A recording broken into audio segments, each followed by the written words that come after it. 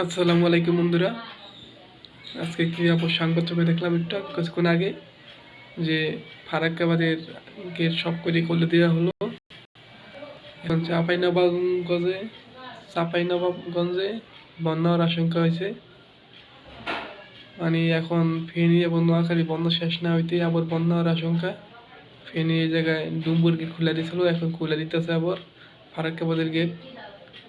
এখন যে বাংলাদেশে কী হবে আল্লাহ জানে, চারিদিক দিয়ে বন্যা, আবার খালি অত যায় ঝামেলা, জিনিসের দাম বাড়তেছে, মরিচের কেজি হয়ে যায় 1,000 টাকা। মানে সব কিছুর দাম বাড়তি বর্তমানে, কারণ অনেক কিছু আমদানি করা হইতেছে না, সরবরাহ করা হইতেছে, ঘাটতি আছে। এখন আর কি বলবো, দেখতে পাচ্ছেন দেশের কি অবস্থা। সবাই সতর্ক থাকবেন, ফারাক্কাবাদের অঞ্চলে যারা আছেন বাংলাদেশি। তো বন্ধুরা, আল্লাহ হাফেজ।